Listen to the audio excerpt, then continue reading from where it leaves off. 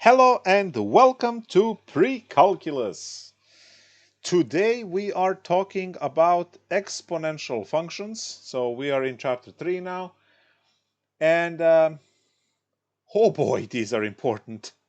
A lot of concepts that we know of are modeled through exponential functions. So we need to define those and we need to understand those, see what their graphs look like, domain, range, intercepts, all of that stuff, asymptotes. So literally everything. And also, to compute and see some of the cool applications, but much more on application in 3.5 later. So first of all, go all the way back to algebra and say that your, let's say, 3 times 3 times 3 times 3 can be written as 3 to the 4th. So this guy over here is called the exponent. And we have now this 3 to the 4th, which is at the end 81, right? Everything is equal to 81. Now number 3 is called the base. And now we can think of this as some kind of a raised to the b, right, situation. And this is what we have as what you would say exponents, right? But then we understand that these numbers could be fractions, right, which is the same as decimals, right? Or they could be whole numbers, they could be positive, they could be negative, and all of that impacts our calculations. So we're still reviewing algebra. So if I have 3 raised to the 1/2, the meaning is square root of 3. So in general, the nth root of a is a raised to the 1 over n. So that's algebra rule, which we know from our previous classes. Another rule that we have here is the negative exponent. See, if I write 3 to the negative 2, this cannot be computed because we don't have the mathematical mechanism to compute 3 to the negative 2. But we do have a rule to make that exponent positive by shipping it downstairs, right, in denominator, and then it becomes 1 over 9. So we also have this rule. It's also taught in algebra, where you can say that a raised to the negative exponent is 1 over a to the n. Or if you have 1 over a to the negative n, it will become a to the n, right? Because it's over 1, right? But we don't have to write it. So you change the side of the division line in a fraction, right, to switch the sign on the exponent. And yeah, that's pretty much the algebra.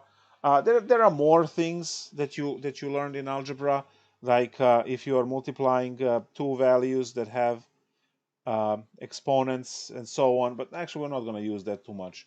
I'll actually mention them when we get there. So now we understand, hopefully, right, what the exponents are when we are just dealing with numbers. And now we are going to define the, when we put the x into exponent, we're going to define that mathematical construct as exponential function.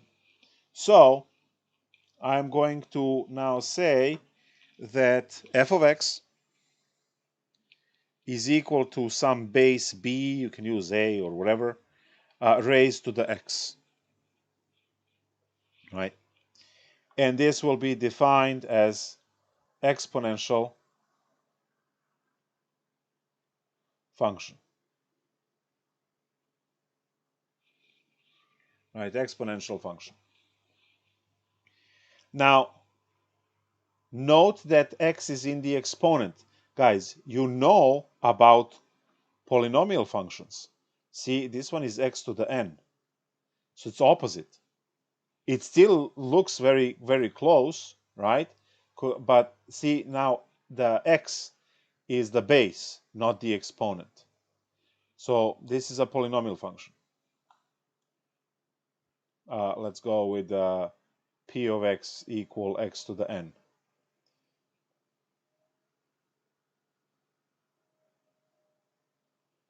So that was your chapter 2. Now, see, when you swap the location of b and x, right, you either have exponential, you swap them, you have polynomial, you swap them, you back into exponential, and so on. So it's important to know where this, which way this goes. Now, what is that in our example? Well, it's example, let's say f of x equals 2 to the x, versus the example where f of x equals x squared, right? Both of these have a 2 and x in them. It's just the way they are arranged, right, tells you whether it's exponential function or a polynomial function. So that's what we have.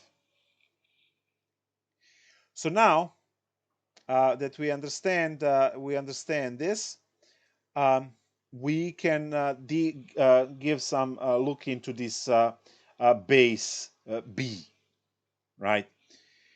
So if base b is larger than 0, then we're going to have and not 1, right? So larger than 0 and not 1. We have our exponential equation that typically grows, but we'll see it also depends on x as well.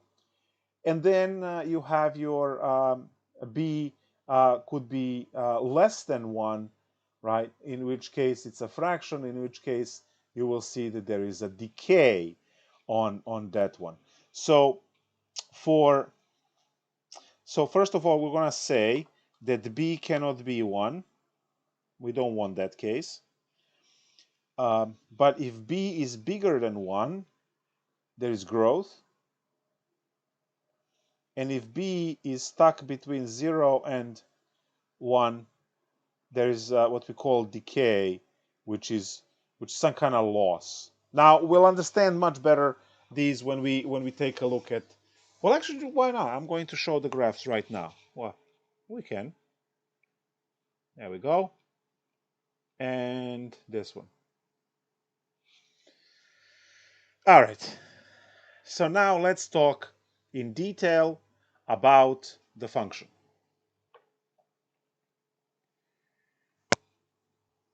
So we're talking about y equals, or f of x equals b to the x.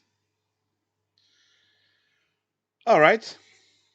I would like to know everything about it. Intercepts, asymptotes, domain, range, everything. And you can also, in this case, since we're going to use it so much, we can also talk about increase and decrease of the function, right? The growth function should, right, common sense would say that should be increasing, and decay function, right, which is a loss, should be decreasing function. So we're going to, see all of that by the end of the lecture. But now let's go and take a look at y equals, let's say, 2 to the x, right, the cheap one. And the way we know to graph these or any equation, right, what I call the middle school method, pick your x's, compute your y's, and then you have your points, so you can use those points. So what are our values that we want to consider here? So how about from -2 to +2?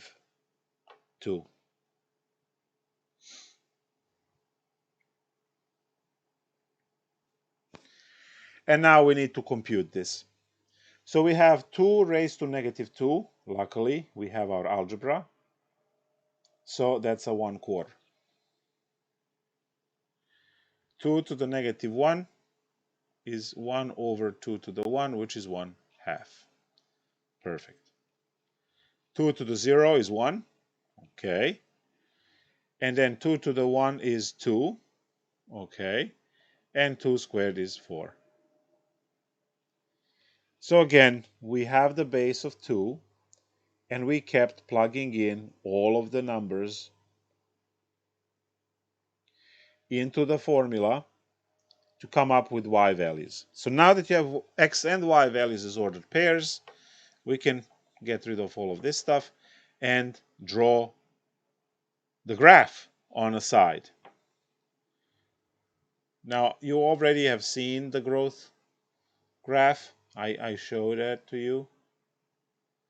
But now let's do it again. It's more precise. All right, so if I take over here 2 boxes to be one unit, and then this is again 1 unit here and 1 unit down. At negative 2, which is here, I need 1/4. Okay, 1/4 is right here. Because this is where 1 is, then this is a half, and the black dot should be half of the half, right? So that's our first point. That's negative 2, 1/4. Then we have negative 1/2. Half is exactly in the middle, right? These tick marks are all on these division lines. So that point there is negative 1/2. And then we have a 0 and 1. And then we have 1 and 2. And then 2 and 4. And if you carefully draw the line through these points,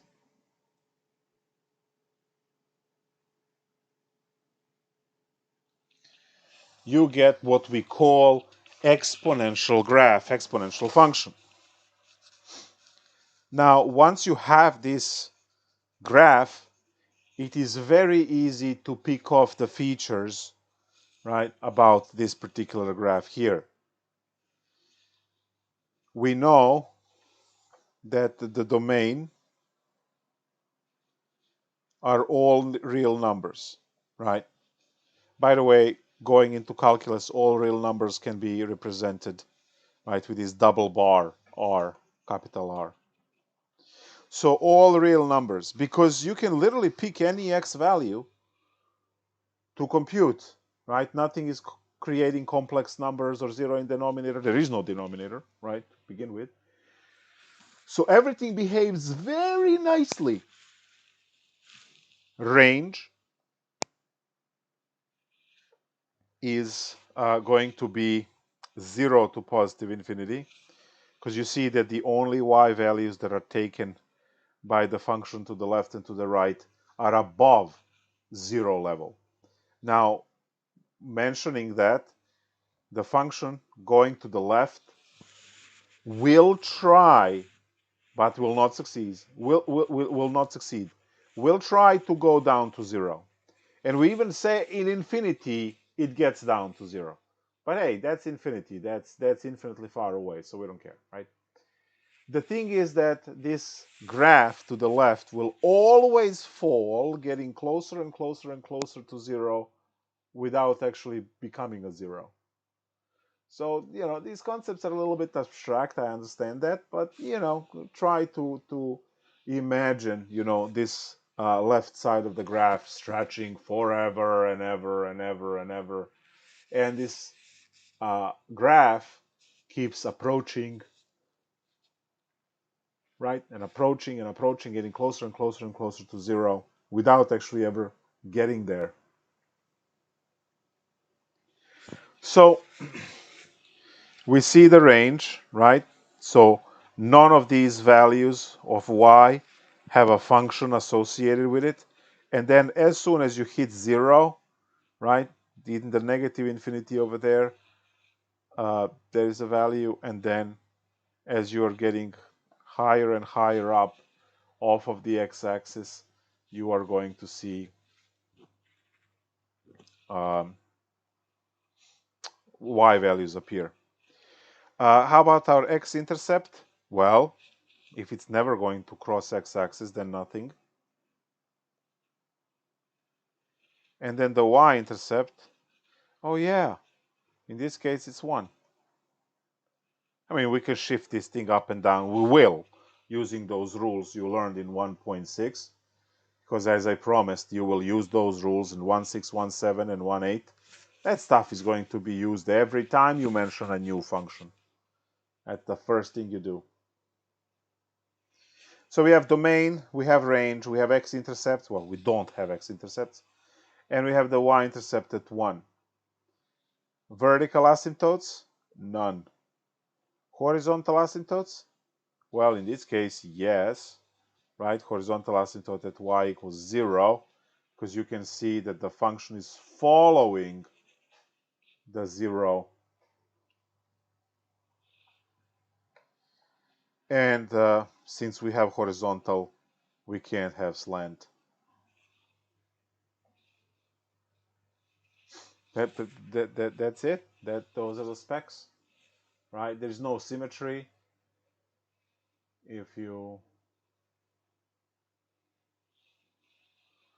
There's no symmetry, and yeah, that's it on basics of exponential function.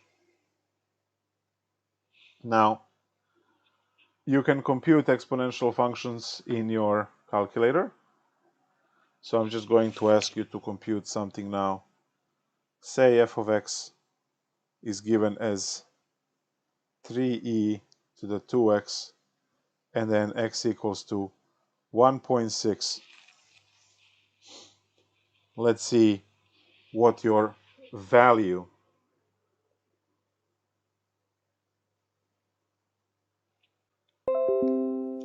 What does e represent? Oh, I just... yeah. Oops. Oops. I did not talk about it yet. I shouldn't be asking that. Holy nightmare. It's just 3 to the 2x. That snuck in. It's not supposed to be there yet. You will know in 5 minutes, but it was not supposed to be there now.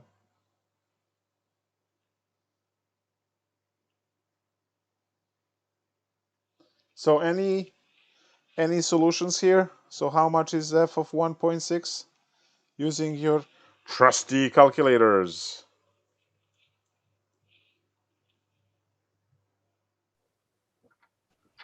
33.63473537. That's a lot of decimals. Let's cut that down to like 3 decimals. 33.635. 635. Awesome. Good. That's it. So we had to round that 4 into a 5 because after 4 there was a 7. So when you are dropping 7, it has to round. Now, proper rounding, guys, will be very important because we are going to have this error accumulating as you go calculation to calculation. So we'll have to be very careful with that stuff. Okay. So now let's take a look at. So we have seen the graph, but I just want to talk more about the graph before we jump into that e business that I spoiled.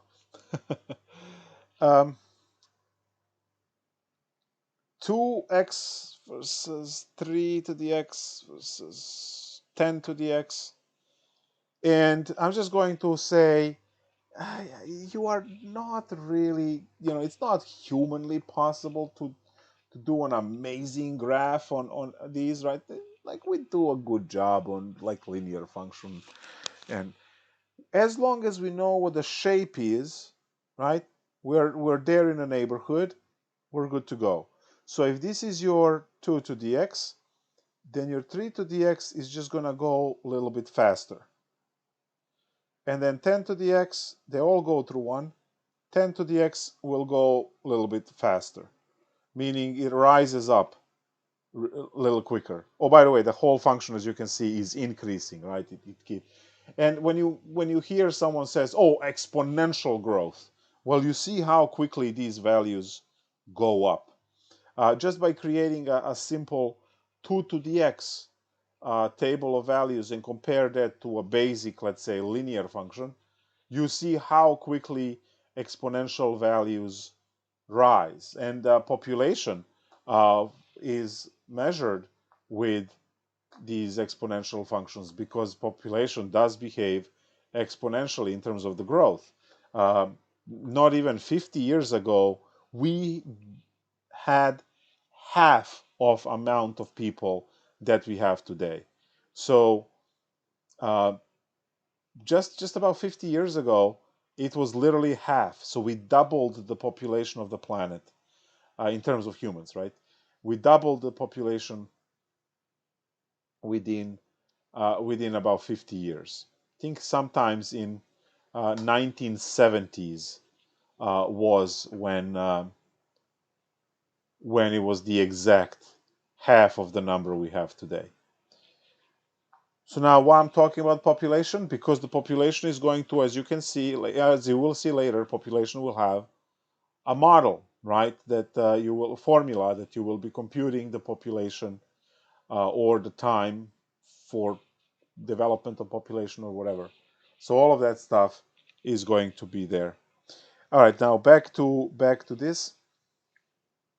Uh, you see that they all go through 1 over here, and then the exponential growth.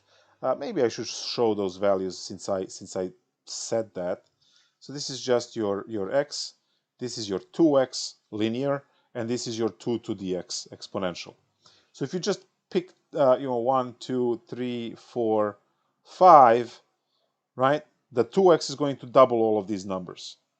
So is it growing? Of course it's growing, right? Because 5 and 10 is bigger, right? So of course there is a growth.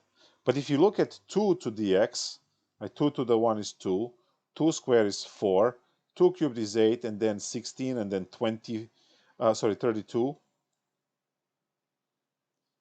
Just compare, right, that on the fifth number, your exponential growth is about 3 times larger, right, than your linear growth with the 2 in it. So we see, right, exponential functions grow quickly, and that's why in figure of speech they will say, oh yeah, exponent grows exponentially, meaning just grows really quickly. Are there faster functions than this? Yes, but we'll leave that for calculus. All right, the calculus to deal with it. Now, I also mentioned that you might have the situation where you have a fraction, right? In which case you are dealing with what we call a decay graph. And I'm just going to now tie in as much as I can 1.6, which, as I promised, will never go away. Literally every chapter we have. And then calculus too. So what is this thing? Well, I'm going to say 2 to the x versus 2 to the negative x. Now, 2 to the negative x is actually 2 to the negative 1 times x, which is actually 1/2 to the x. So that's the same. And when I draw these graphs, you can see the growth on the first, and you can see the decay on the second. I'm trying not to hit the x-axis. It's kind of wobbly a little bit because of the cooling pad. And what we see here is exactly the behavior that is that transformation. When you put the minus sign on x, you do the reflection on the y-axis, right?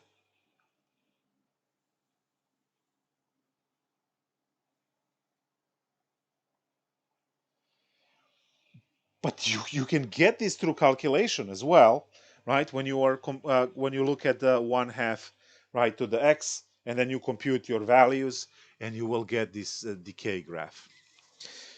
Now, everything that you learned in 1.6 holds for these graphs.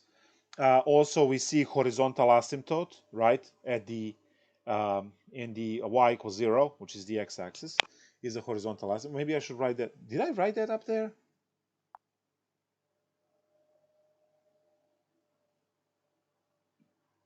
Yes, I have. Right there. Good. Whew. Horizontal asymptote. All right.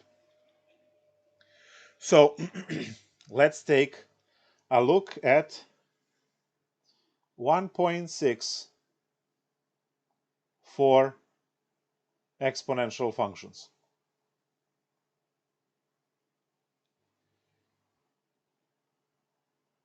F of x equals 2 times 3 to the x minus 1 plus 4.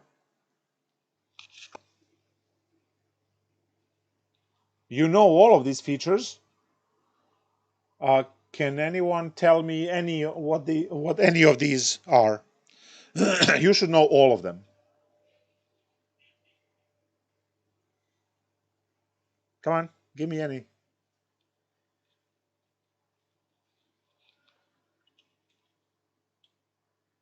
You guys awake?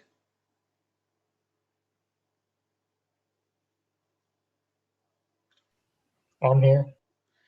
So we're doing 1.6 basic transformations. So we have 3 transformations here. We have this one, we have this one, and we have this one. So what are they? That one's going to be to the right 4, and the x minus 1 is oh wait. That's What is this Is one? the minus 1 going to be to the right 1? The x minus Yes. 1? Yeah. Okay, I figured out it backwards. And then is 4 going to be 4 up? So right 1, 4 up. Good. And this one is the vertical Vertical stretch. stretch. Yeah. Now that one is the kind of useless one for the graph, but we can have it. Are we going to be graphing on the test? Of course. Yes, yes, yes. Is it going to be like sketches, kind of like we do here, or is it going to be like Yes, picking out of multiple choices? exactly the same. Sketching from scratch. Yes. So you will do exactly this, except not on exponential. But we'll take a look at that. We'll review that. So let's go. Let's do exactly. So the same way we dealt with the square root, we are going to deal with this one. So we have the what I call the vanilla graph, right? Which is this. Call this just 3 to the x, right? In your default graph, and then you say, okay, let me stretch this. So if you're stretching it, right, you're still going to go through 1, but you're going to kind of go faster, right? If the original graph went like this, the other the one that it's kind of stretched should go in. So this is 2 times 3 to the x, right? And then we have the next one, which is going to move the graph. Let's go 4 up, for instance. It doesn't really matter which order you do these. We said that we want the reflections done first. We don't have any reflections in this problem, so we don't have to stress too much. Now, when you are shifting up and down, obviously, and I said obviously, your horizontal asymptote has to move. So your horizontal asymptote was on y 0. Your horizontal asymptote now it's going to go to the level 4, and then you will draw your graph again. And now your intersection is 5, because it used to be 1, but it went up 4 points. So it now goes through 5. And this is your 2 times 3 to the x plus 4. So as you can see, we always build off of the previous graph, right, we build a new one, adding one more transformation. Finally, we need to move everything, right, 1 unit to the right, and we are done. So you're looking at the last picture over there, and it's just moving everything to the right 1 unit. Well, the only thing that you can move is actually that one single point. So we have 1, 2, 3, 4. This is our horizontal asymptote.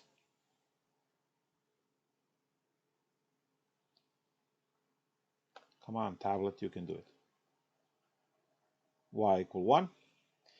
And your old point was 5. Now it has to move 1 unit to the right at 1, 5.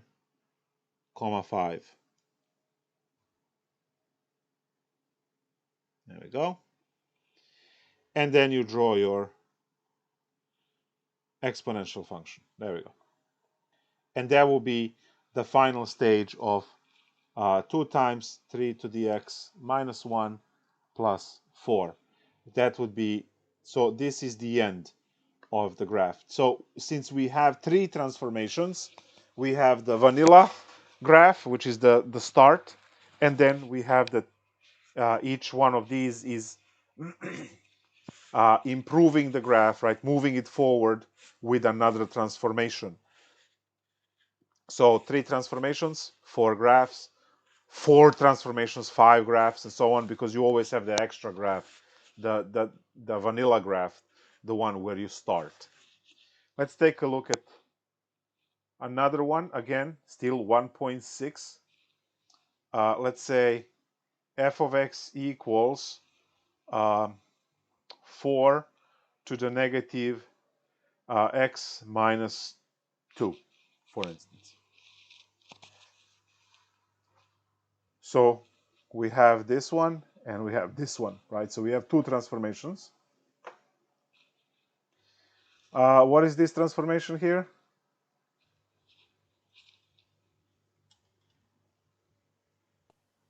Reflect on y-axis. Beautiful.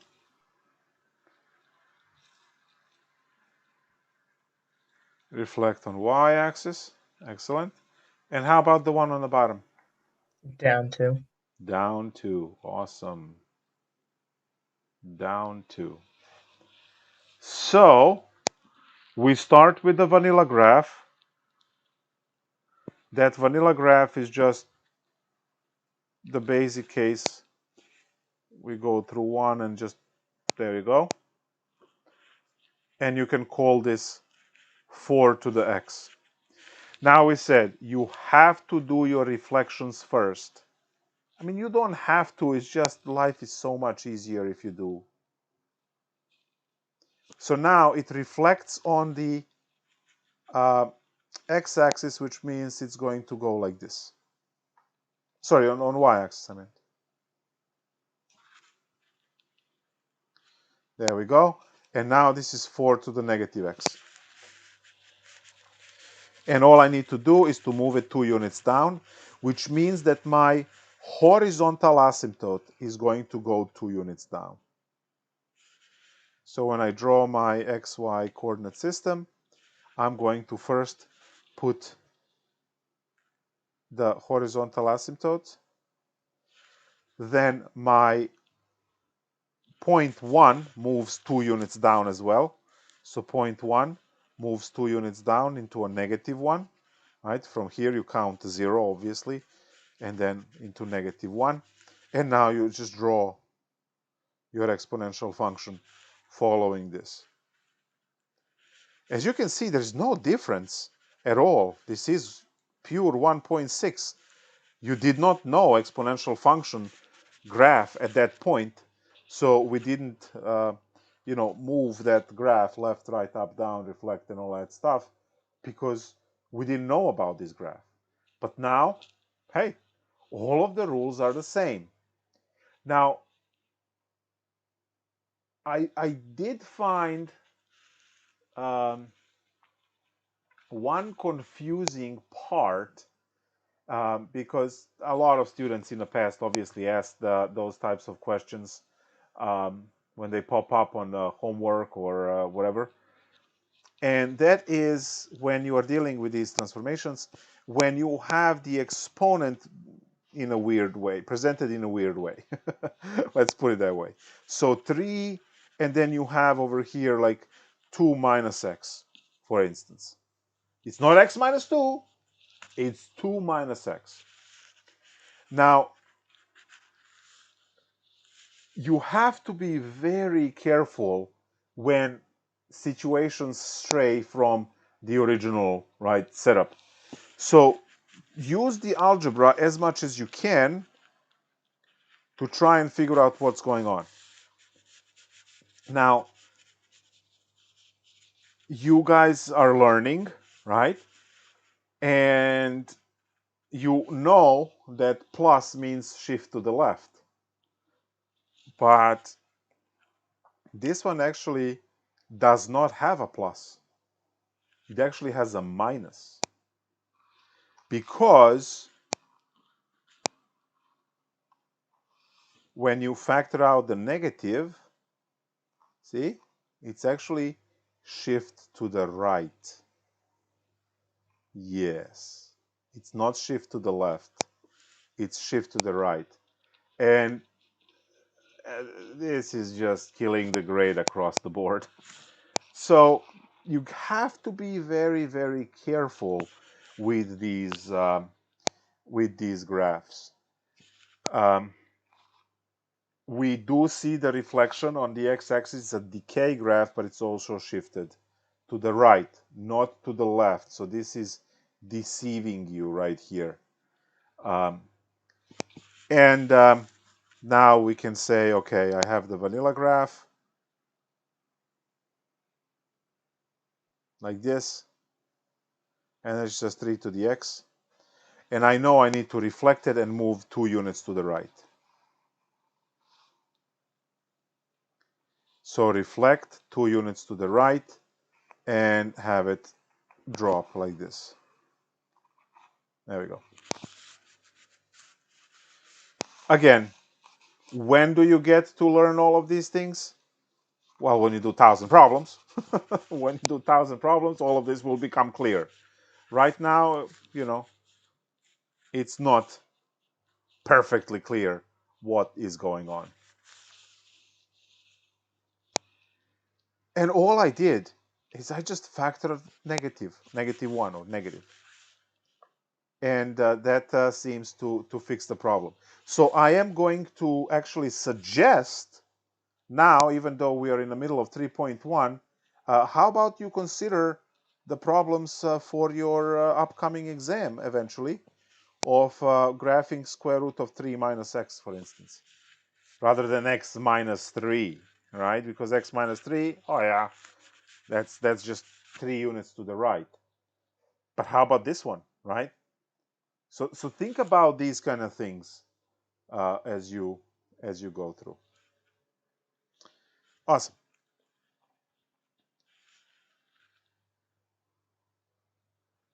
So I do have 3 examples of graphs over here for shifting.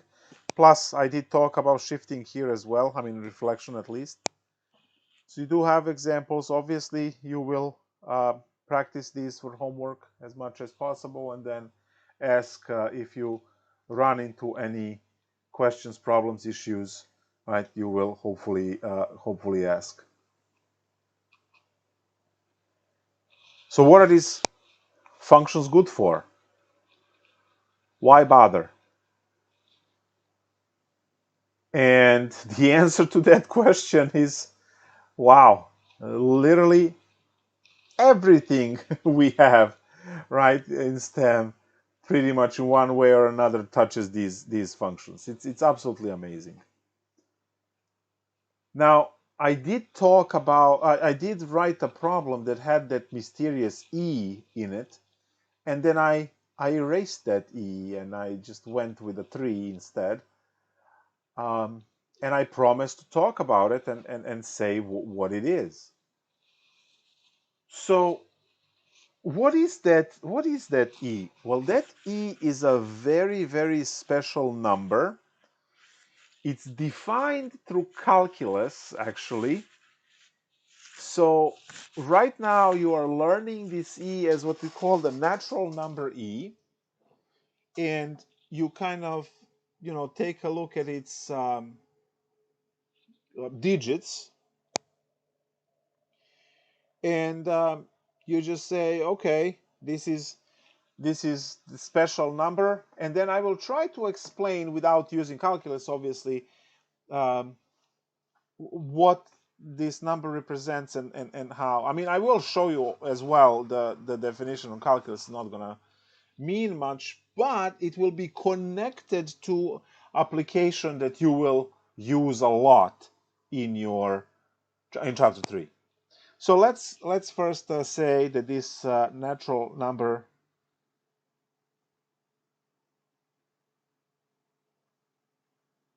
E is approximately, because it's infinite, it's 2.71828.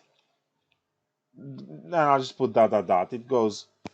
There is no pattern to it, right?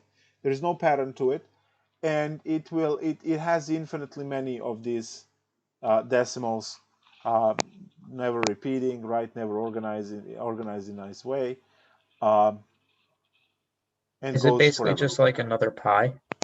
Very good. That was the next thing for me to say. You add this to the same bag where you keep your pi, where you keep your square root of 2, square root of 3, which is a bag of what we call irrational numbers. So this is an irrational number. Now, what does that mean? That means exactly what I said. You can't write it as a fraction. You can't write it as a finite decimal because it's infinite decimal that has no repeat. Right? So 1/3 is a rational number. And when you write it as a decimal, you write 0.33333, but this 3 is repeating forever. So it's a rational number. You can write it as a fraction. The e and pi and square root of 2 and square root of 11 and so on, these numbers cannot be written in this contained form of division between two numbers, right, to get a fraction. You can approximate them with those, but they're not equal. And you see, even when I wrote the e over here, I put a squiggly equal sign to signify that e is not exactly equal to what you have here on the screen. The 3 dots over there indicate that this number, right, will go on forever and ever generating new decimals. Now in application, we don't need, 16,000 decimals of e, but certainly there are, people who on a regular basis code um, to show, the next 10,000 digits of E. It's more of a joke and flex than actually a useful thing. But yeah, it's okay to flex, Sometimes that's great. Okay, so now what is this? Where is this E coming from? So I'm just going to say we're going to build something that we're going to use, but I'm going to also give you the calculus definition. E is exactly equal to the limit of n goes to infinity of 1 plus 1 over n raised to the n. Now, this part over here is something that you guys did not learn yet. That's a calculus concept. You learned this in chapter 2 in Calc book, at least at RV. And this is the definition of it. And I'm going to actually use something that you are familiar with to kind of show where this comes from and how does this actually work. So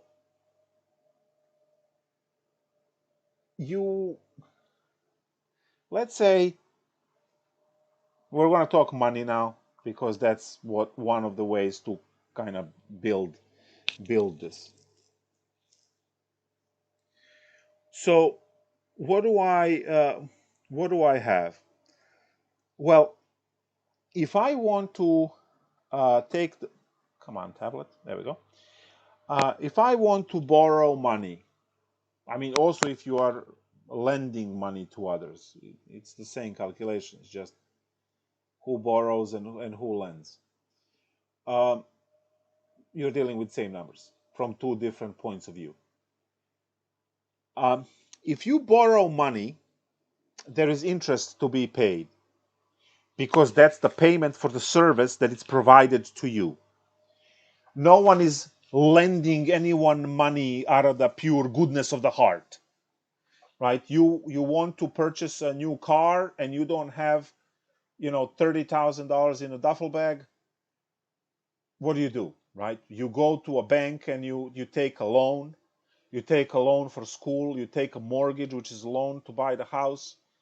You might even use the credit cards, which is also every time you swipe a credit card, it's a loan that you take from the bank that gave you the credit card. So credit card doesn't have your money on it, right?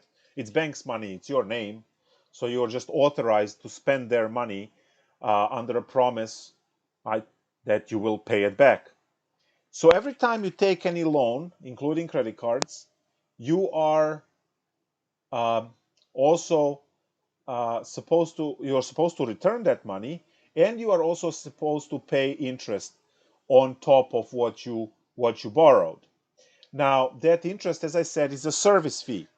You go to mechanic, it fixes your car, you pay you pay for the part, you pay for the labor, right? For the time.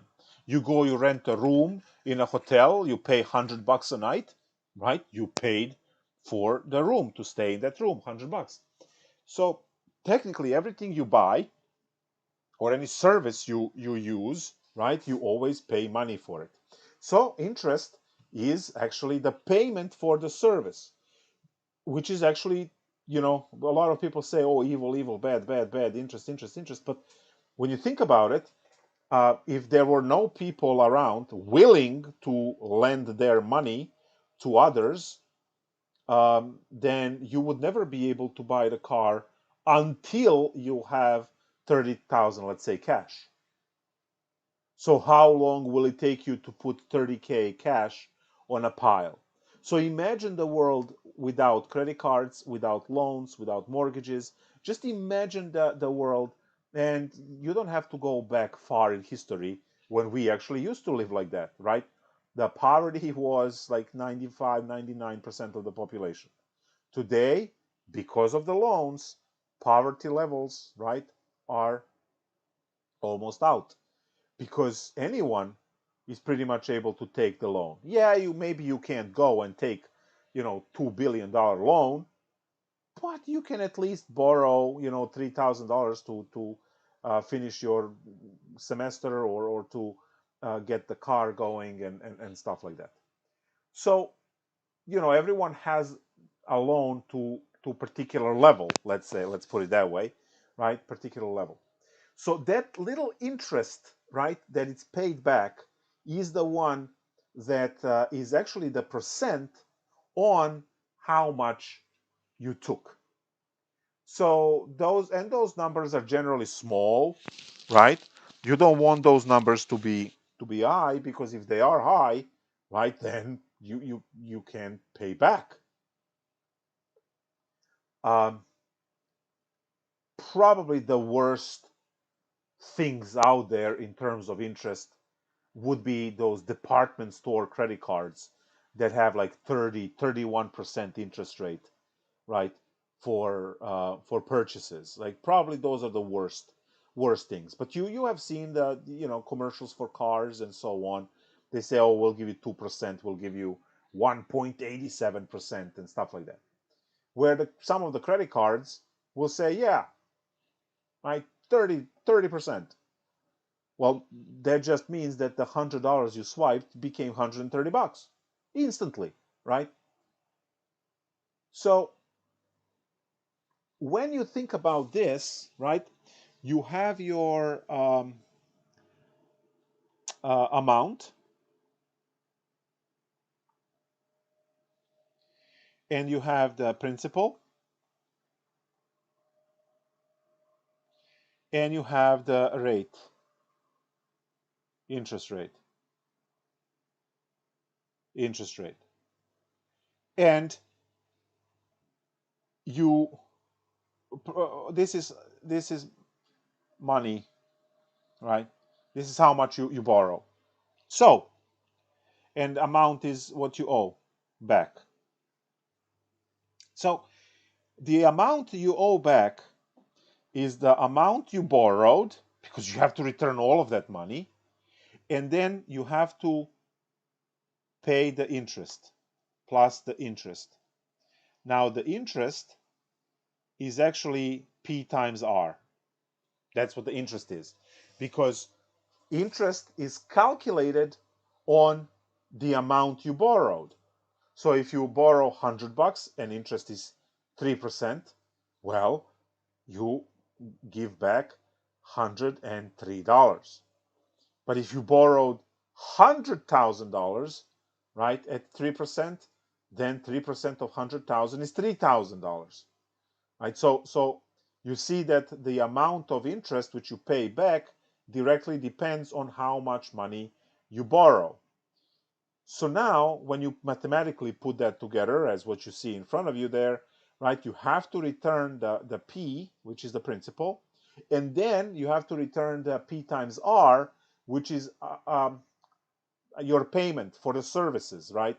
Because someone lends you money so you can buy a car or buy a house or buy whatever you want to buy. And now, when you factor out P, you get this. So now, when you are at this state, right, you start saying, okay, so this is what happened in 1 year, but I want to borrow the money for 2 years or 3 years or 4 years, or make my car payment for 6 and 7 years. That's okay. That's not a problem, because this is your 1 year, right? This is year 1.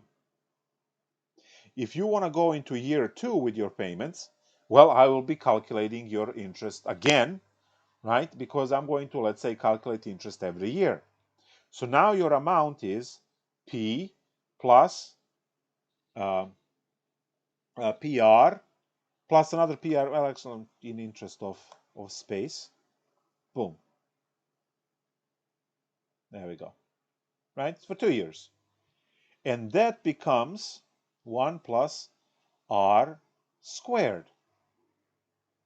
And then here 3, A equals, I'm just going to start cutting the writing. And here 4,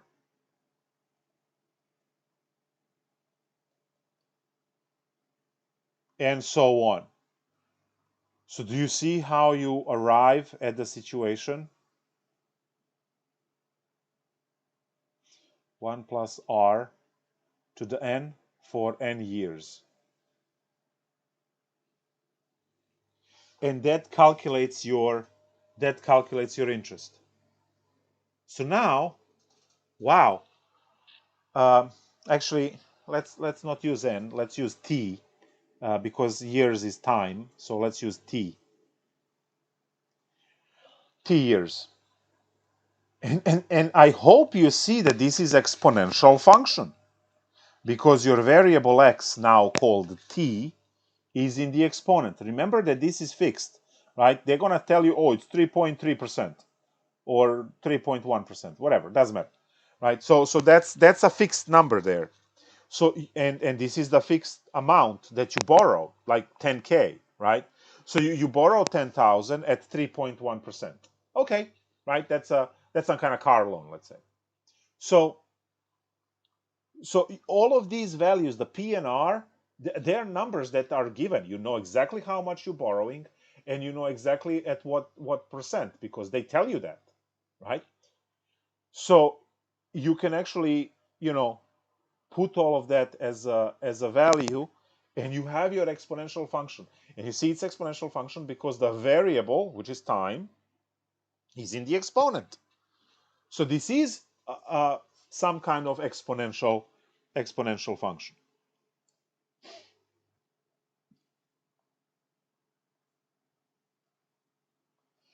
Now, why would something like this be important? Well, this is how your loans are calculated, the interests and how much you owe back, which immediately and directly tells you your monthly payment and things like that.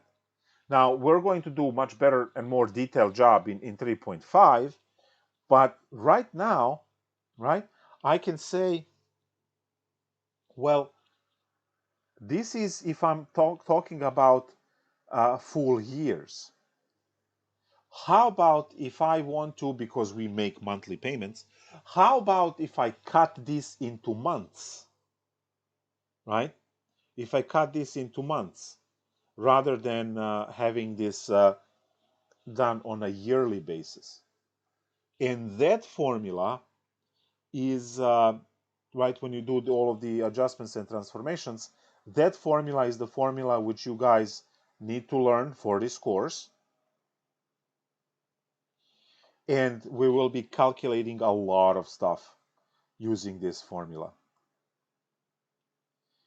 So this is called the compounding formula, the compound interest.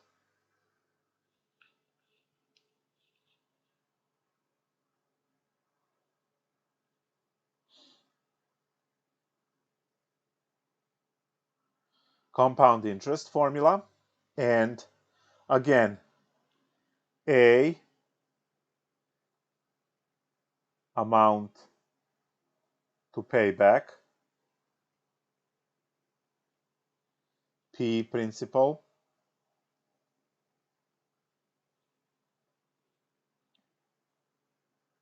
amount,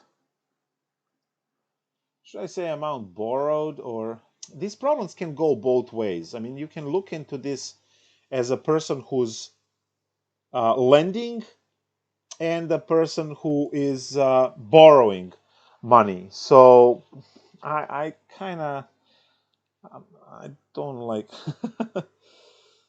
So so principal, amount borrowed. How about this?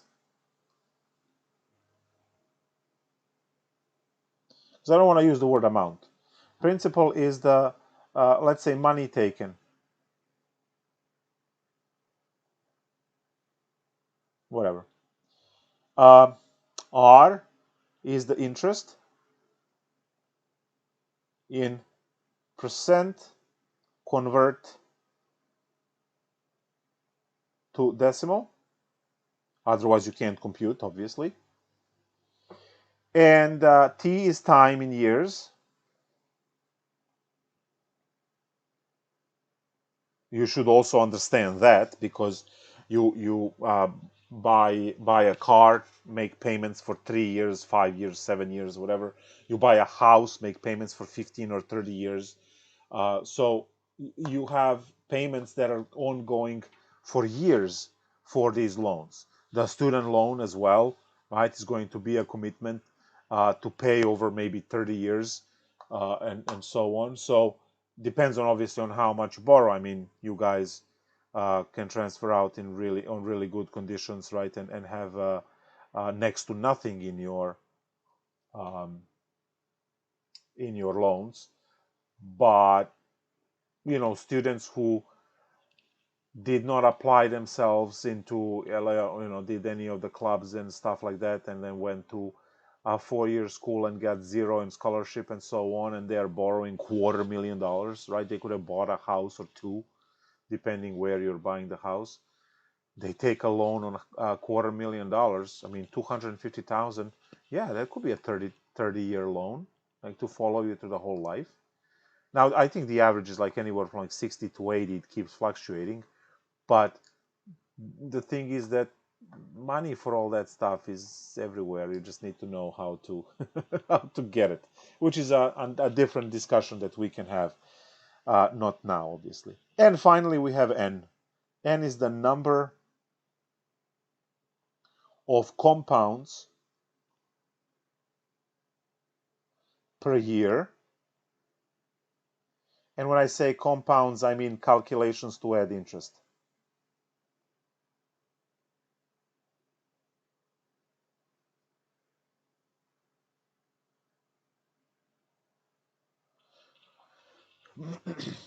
So when you are making monthly payments, well, common sense should say you're doing that every month, right? So 12, so n is 12. You're doing that monthly, right? So credit card and car payments and pretty much everything I think is pretty much done. There are very few things that you make like 1 or 2 payments per year. So when they say the word annually, right, then that means n is equal to 1. Semi-annually, it's twice, and quarterly it's 4. Monthly compounding is 12. There's daily compound. Now, one thing that in the book they say 365 because, yeah, right, 365 days in a year. But I think that banks are actually using 360 for their calculation, and the 5 or 6 remaining days are holidays. Bank is closed, So the the n chart is n equals 1, and that's the annually, and n equals 2 semi-annually, and n equals 4 quarterly.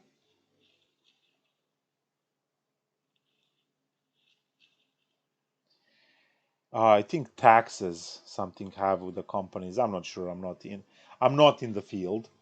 Then you have n equals 12 monthly,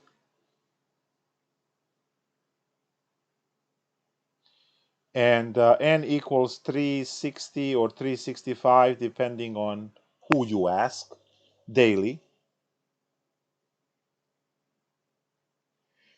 Can you go more than this? Of course, right? Now observe this. As you keep going, the values are going to start to plateau, and eventually you are going to hit E. Look at your formula. Amount is equal to the principal 1 plus R over N to the NT. Do we all see the feature of 1 plus 1 over N to the N within this? I hope you do, because you can say 1 times R. So what happens here is actually, if you go and you compound yearly and then annually and then semi-annually and then quarterly and then monthly and then daily and then hourly and then per minute and the second and the tenth of the second and a millisecond and a nanosecond and whatever amount, how about continuous compounding? Right? The interest is computed at every second, not every second, every split second, like infinitely small part of the second. It's constantly computing interest. That is what the E equation ends up being. Continuous compounding is A equals PE to the RT, no ends. And this is the largest amount that you can get, actually.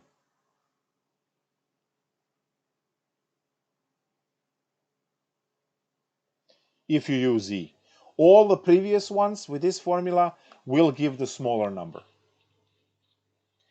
Now, I understand this means nothing now, but as we do more of these and we do examples, they will start making sense.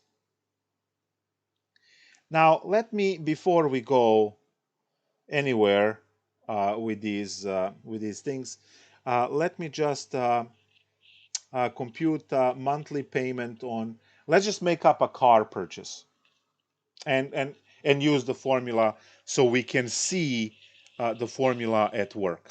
So car purchase.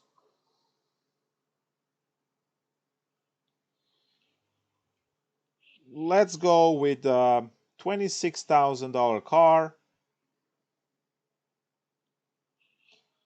And I'm just gonna do, which is what you borrow, right? So you're going to borrow all this money. So this means that your principal that you're taking is 26K. Now, is this a good, like, real situation? No. When you are buying a car, right, you have all those fees and other things, right? And then there is a tax of 7% added to this. That's not insignificant, right? The 7% on this is a large sum of money. It's like about $2,000 or something, right? So you have to add that plus the fees plus stuff, right? And if you have no down payment, you are ending borrowing like 31K for a 26K car. So you have to be careful about those things. Now, I just want to run through the formula,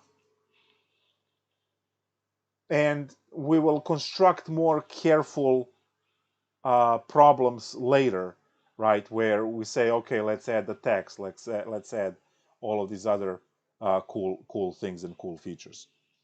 So we have the car purchase here, and I just want to see how much do I actually owe back total, and then figure out the monthly payment. So the amount I owe back is 26K. Oh, by the way, I didn't set up other parameters. So let's do this at the interest rate of 2.1%, and let's say 5 years. You can put 3, you can put 4, you can put 7, I don't care. But, let's just have some parameters here. So interest rate is 2.1 and 5 years for the loan on the car. Now, if you ever went to buy a car or been with someone who was buying a car, you know exactly that there is a price, there is the interest rate, and there is how many years they want to pay it in 3, 4, 5, 6, 7 years, and so on. So how much do you owe back? Well, that's going to be 26K. And 1 plus your percent is 0.021. Guys, be very careful about that. If you put this, but that's 21%. No. That's 21%. So be very careful with the decimal percents, right? You have to have appropriate amount of zeros. Now, you know that you will be paying monthly, right? Pay monthly, because that's like common sense, and that's what tells you that n is 12 actually. So you like, no one makes two payments a year for a car. Like, everyone pays every month. So you have that, and then it's 12 times 5 because it's n times t in the exponent. And all you need to do is to now compute all of this mess, right? You can use your calculator and figure out these things. So let's go with 0.021 divided by 12 gives you 0.00175, and that's raised to 60 on top. It is equal signs because I put a equals every line. To 26,000, 1.00175 when you add these two numbers. And now you have to go and raise this to the 60th power. Again, you do that in a calculator. So you get your A is 26K times 1.1106. 4 decimals is plenty. And then you times that by 26000, right? To get that you owe back, this is what you owe back now with interest, 28,000 $8.75.83. Please don't give me 4 decimals for cents. Please. Please. It's 2, right? 2 decimals for cents. So your calculations going through here will have more decimals, 4, 5, whatever.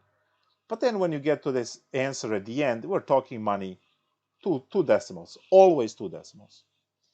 Now, this is what you owe back, which includes the original $26,000 that you borrowed. And as you can see, there is $2,875 of interest, which is the service, right? Because someone decided to lend you that money, right? Out of the goodness of their heart. Yeah. Now, monthly payment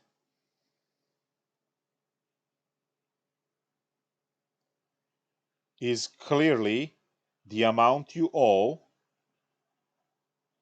divided by 12 times 5, because you're taking this on 5 years, right, to repay it in 5 years, and each year has 12 months, so that's 60 payments. So you need this number, and you need to divide this number by 60, and 481.26 dollars a month.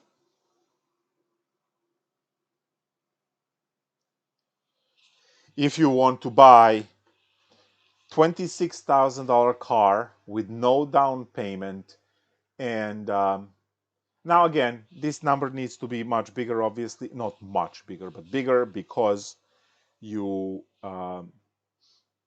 need to put in the sales tax and all of those initial fees and things, title transfer, and insurance for a week or so, and registration, and all of the other things that they have as fees when you are buying a car.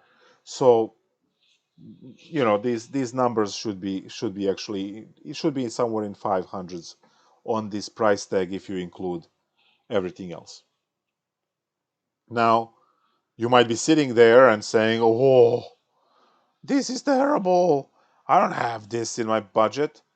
Can you lower the price? And what do they say? Sure, we can lower the price, just go to 7 years instead of 5 years, and this would immediately go down.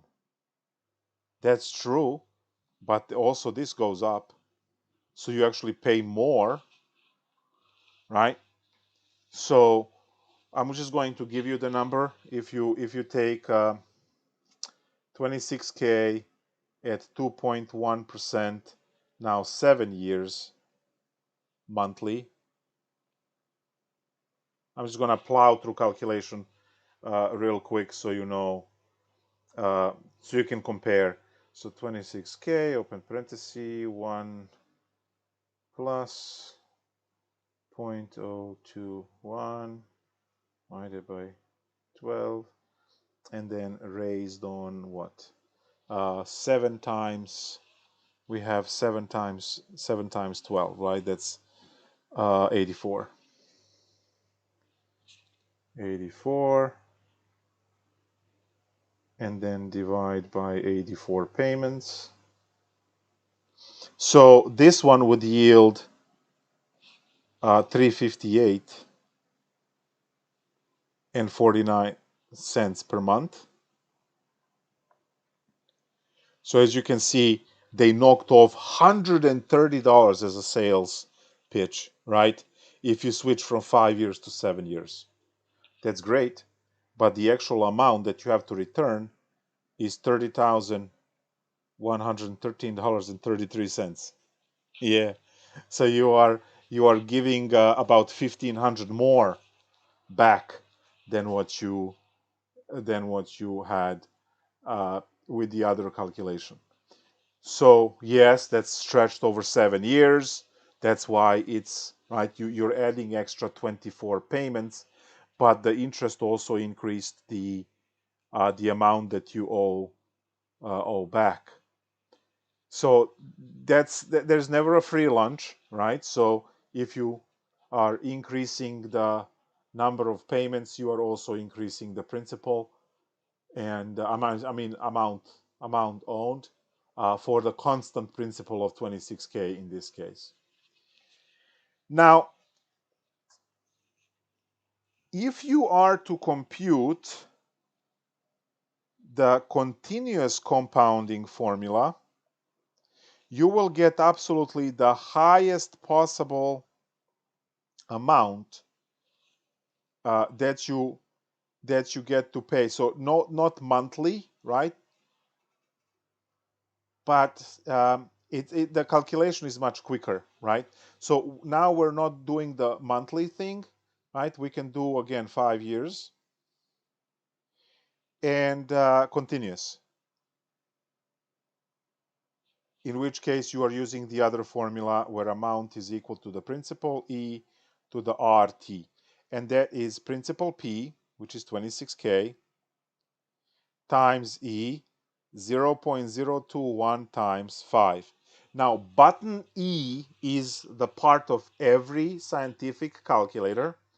If you are using a TI 8384, find the key that has a division symbol on it, and you will see the little E on top. And then you will use the second key to print that E on the screen.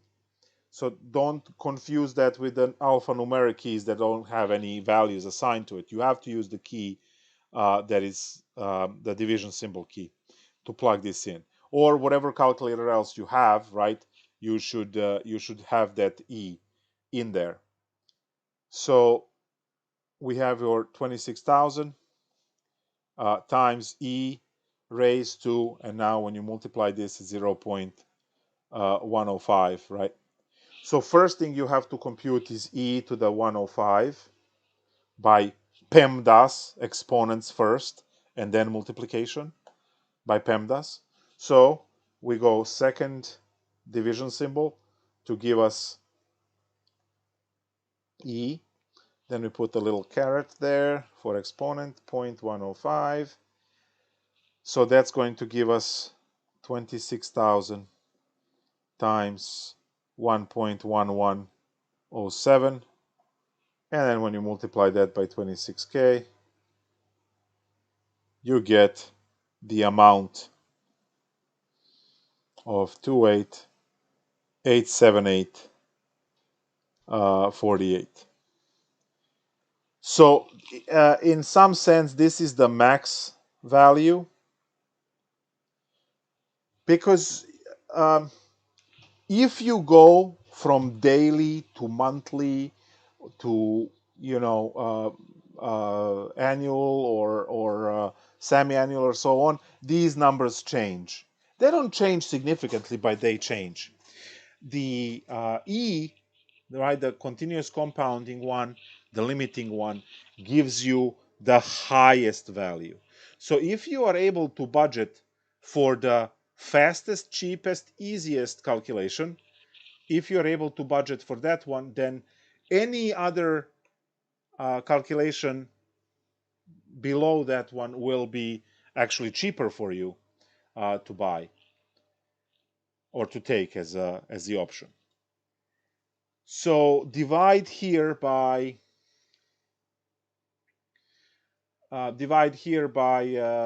60 months, right? And you will see that your payment is pretty much the same as our original calculation. So monthly payment is 28,878.48 divided by 60, which gives you 481 and 31 cents per month. 481.31, 481.31, 481.26. They're 5 cents apart. Now it was much easier to compute the one with the E, right, than all of these steps with PEMDAS, right, to get through. So yeah, exponential functions are the backbone of all of our financial structures. All of the loans, the credit cards, and as I said, and everything else is done through these calculations. So we have to be it will be good for us to know these calculations. All right, so that's technically it for now. Exponential functions. So we defined exponential function, and then we went all the way through all of the properties and shifting 1.6, right, all the way down into this business of application, right, figuring out loans and pretty much all of those kind of things. Now, obviously, loans and things, they have much more. We have more to talk about, but we will revisit all of this, eventually in 3.5 and have more interesting cases.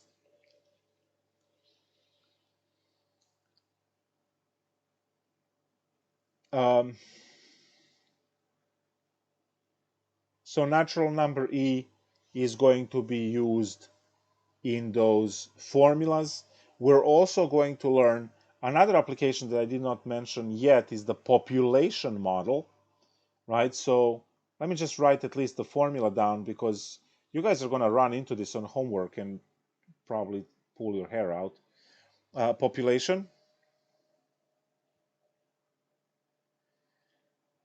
So P of t is equal to P0 e to the kt.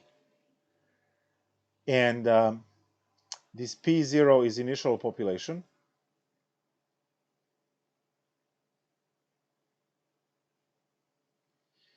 And then K is the constant. And T is time, usually in years.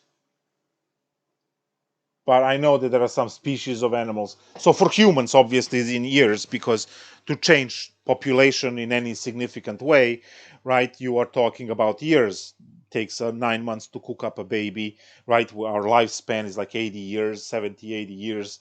So yeah, the population changes should not be, for humans, should not be measured in minutes and hours and days, right? But there are some species out there, fruit flies, for instance, and so on, that they do not measure in years, right? Because they don't live that long. Their entire life, from spawn to adulthood, reproduction, and then death from old age, right, is much shorter. So the time is specified. You can also talk about bacteria and a whole bunch of other things. But guys, I need you to see that this is the same equation as your money equation, right? Look at the money equation. There's no difference in number of variables and the way they are structured. It's exactly the same. So there's going to be also the mass equation later on, where this k will be negative for decay of mass. When we start talking about environmental impacts, you will be able to um, compute the decay of garbage, decay of radioactive elements, and so on. Again, 3.5. So nuclear disaster, nuclear war, or simple as garbage. And also included in that, uh, as you will see, the way that medication metabolizes in blood, because there is also biological half-life for every medication that it's taken. So how long, which is used to figure out the doses, right, for medication. So you will see, I usually either work out the example with Advil or aspirin, right? Um, and their with their half-life, biological half-life, and so on. So um, and you will be able to see exactly where the dose, the dosing for medication comes from.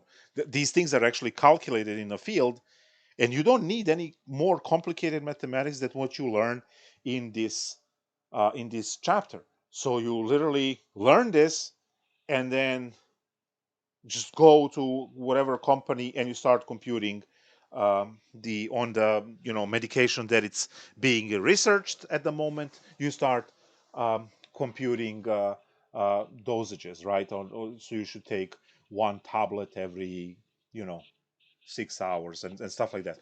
We are actually going to do those kind of calculations in next week I think, or something. So yeah.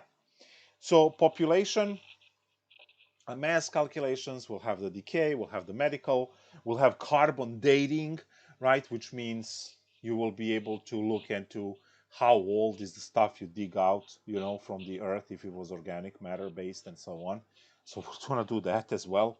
It's going to be so many of these cool applications for this, and this function E is going to be in the middle of all of that, because all of them will fall under this type of, well, we usually use X in mathematics, and then we put T for time and whatever. But this is like some basic form that all of the other, right? This is a structure that all other formulas will follow. You want to talk about, right, money, you just say, okay, amount is equal to principal E R T. You want to talk about mass, initial mass EK, TK would be negative in this case. You want to talk about population, P equals P0, E to the K, TK positive for growth of population, negative for decay of population, meaning population is decreasing, like let's say Japan and Germany, for instance, two countries that have negative growth rate in terms of population. So we are going to take a look at all of those once you know the major formula, and you see that this E plays a crucial central role, right, in all of our calculations here.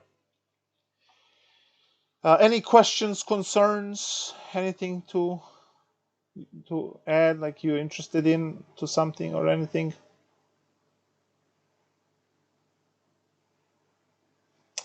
If not, we're going to switch to exam review. There's number E. All right. Bye. Yeah, let's go to review.